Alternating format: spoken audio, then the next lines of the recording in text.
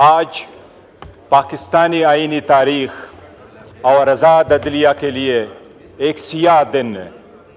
आज जो तरामीम होनी इस आईन में होने जा रही है, ये वो आईन है जिसके इब्तिदाई अल्फाज यही है कि अदलिया आज़ाद होगा, लेकिन इन तरामीम के पास होने के बाद अदलिया को हमेशा के लिए महकूम बनाया जाएगा। ये कॉन्स्टिट्यूशनल कोर्ट नहीं बनाना चाह रहे जनाब स्पीकर, ये मलक कयूम कोर्ट बनाने जा रहे हैं। जनाब स्पीकर, आज हुकूमत बेंचेस पे बैठे वाले लोगों ने जिस अंदाज में पाकिस्तान के आज़ाद अदलिया को हुकूमत नुमाइंदगान ने तनकीद का निशाना बनाया है, इतनी तनकीद कभी हिस्ट्री में इन लोगों ने इंडिया, मोदी और कलभूषण यादव पे नहीं की, जिन्होंने अपने आज आज़ाद अदलिया पे की है। जनाब स्पीकर, मैं मियाँ साहब को एक चीज़ रिमाइंड कराऊंगा। मियाँ साहब, हिस्ट्री में जब से ये ईवान बना है, तीसरी मरतबा आप इस ईवान में आए हैं, आज पहली मरतबा बोला है, और आज आपने पाकिस्तान की आज़ाद अदलिया की ये शेर पढ़ के आपने तौहीन की है। हम इसकी मजम्मत करते हैं। मियाँ साहब बताओ, वकीलों वाला काला कोट काली काटी टाई पहन के क्या सुप्रीम कोर्ट में आप नहीं गए थे? सुप्रीम कोर्ट के सामने खड़े होके मेमोगेट गेट तू नहीं बनवा रहा था? मियाँ साहब बताओ, वो मेमोगेट कमीशन किसने बनवाया था? मियाँ साहब गए थे।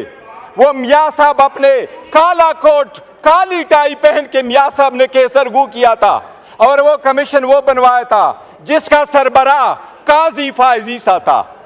जनाब स्पीकर, बड़े सारे अच्छे जजेस गुजरे हैं, पाकिस्तान के चीफ जस्टिस अच्छे गुजरे हैं, लेकिन इंशाल्लाह काजी फाइसा साहब जाएंगे तो लोग हिस्ट्री लिखेंगे और हिस्ट्री में जस्टिस मुनीर को लोग भूल जाएंगे। जनाब स्पीकर, सबसे पहले मैं ये कहूं कि मियाँ साहब को भी रिमाइंड कराऊंगा, आज आपने जो अल्फाज अदा किए हैं, आजकल एक और शेर लिख दीजिएगा। आप अपने उन अल्फाज को भी याद रखो जो आज़ाद अदलिया, तो क्या आपके अल्फाज बैनुल अक़वामी अदालत में पाकिस्तान के खिलाफ इस्तेमाल हुए, उसके हक में भी एक शेर लिख दीजिएगा। जनाब स्पीकर, मैं आपको ये कह रहा हूँ, ये अल्फाज ये नहीं है, ये मैं आईन पे आता हूँ। सबसे पहले हमने इस आईन पे मौलाना साहब समेत हुकूमत के साथ किसी एक लफ्ज़ पे भी इत्तेफाक नहीं किया। मैं अभी आपको बताता हूँ जनाब स्पीकर, सबसे पहली बात यह है, आईनी तरीक़ाकार है।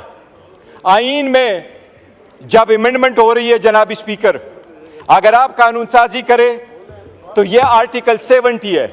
आर्टिकल 70 कानून साजी के लिए है, आर्टिकल 80 आपके मनी बिल के कानून साजी के लिए है, और आईन के लिए आपका 239 आर्टिकल है, आपका रूल्स 156 है। जनाब स्पीकर, ये ईवान उस वक्त तक, ये ईवान इस आईन के उस आर्टिकल 239 के मुताबिक, ये ईवान इसके रूल्स 156 के मुताबिक उस वक्त तक आईन में तब्दीली नहीं कर सकती जब तक इसमें जो रिजर्व सीटों की सीटें खाली हैं वो पूरी ना हुई हो, जब तक KPK के 11 सेनेटर्स वहां ना आए हो। ये आईन की खिलाफ वर्जी है। जनाब स्पीकर, मैं ये आपके नोटिस गुजार करा दूं, पाकिस्तान की सुप्रीम कोर्ट में एज ऑफ 16 सितंबर, ये डेटा मैंने सुप्रीम कोर्ट से लिया था, 16 सितंबर को लिया था, जब 15 सितंबर को ये कॉन्स्टिट्यूशनल अमेंडमेंट नहीं कर सके। जनाब स्पीकर, 65,200 केसेस इस वक्त सुप्रीम कोर्ट में पेंडिंग है।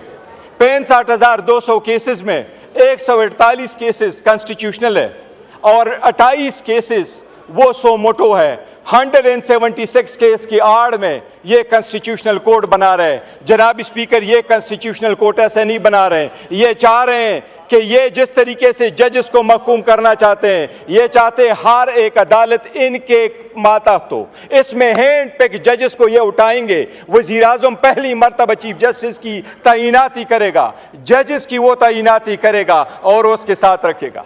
जनाब स्पीकर, एक चीज़ रिकॉर्ड पे लाऊं, आपने कमेटी बनाई, इस ईवान की कमेटी में हर पॉलिटिकल पार्टी का नुमाइंदा शामिल था। आपने वो ईवान की कमेटी जब बनाई थी, उससे सबसे पहले ये तजवीज़ उमर अयूब खान साहब की थी, उसमें पार्लियामेंटेरियन का जिक्र था।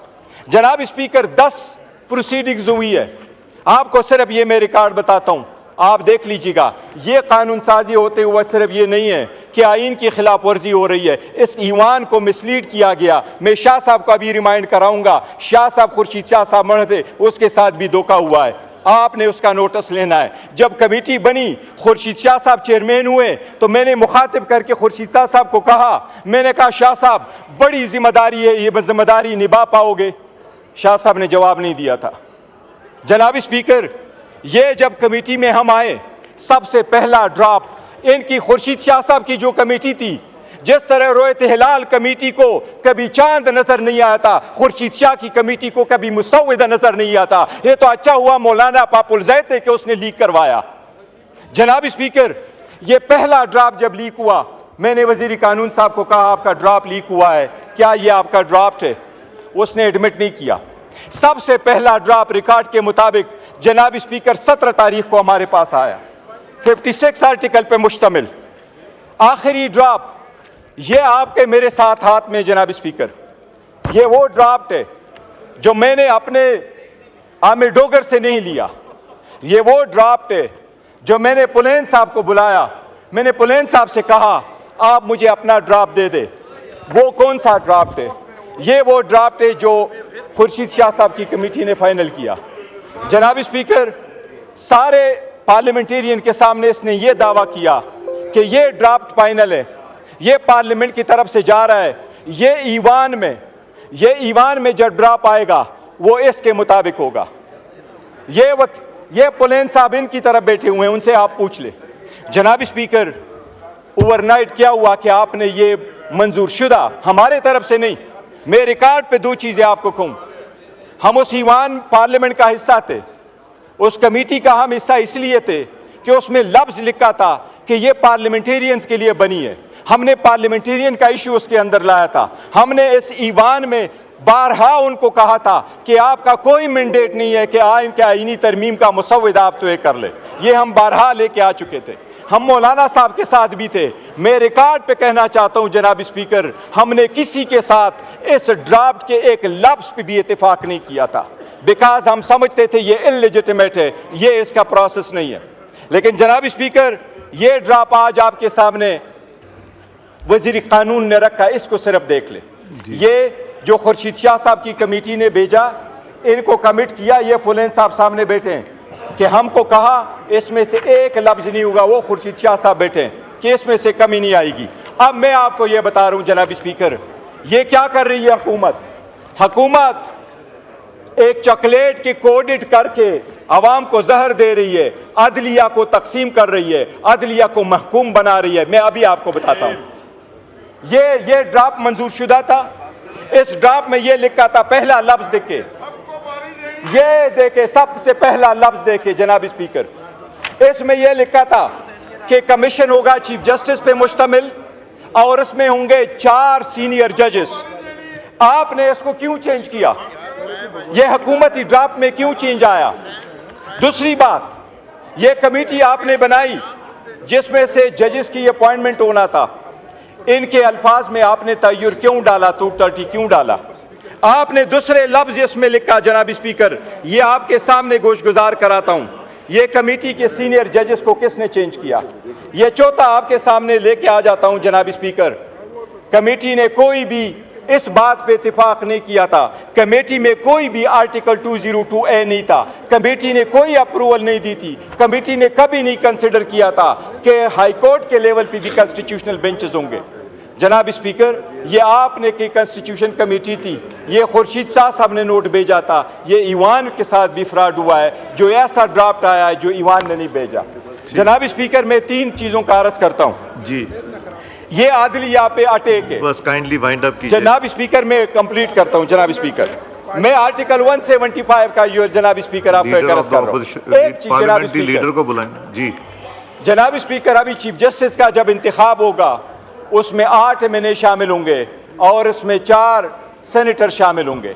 जनाब स्पीकर, जब बाकी तौर पे हम अपॉइंट करते हैं जजेस को, तो उसमें अपोजिशन और गवर्नमेंट के एक जैसे नुमाइंदे होते हैं। आपने इसमें प्रोपोर्शनेट रिस्पांस, आपने प्रोपोर्शनेट रिप्रेजेंटेशन क्यों प्रोवाइड किया? इसका मतलब यह कि जो कमेटी होगी वो ज़्यादा तादाद हुकूमत की होगी, चाहे वो सेनेट है चाहे वो कौमी असम्बली है।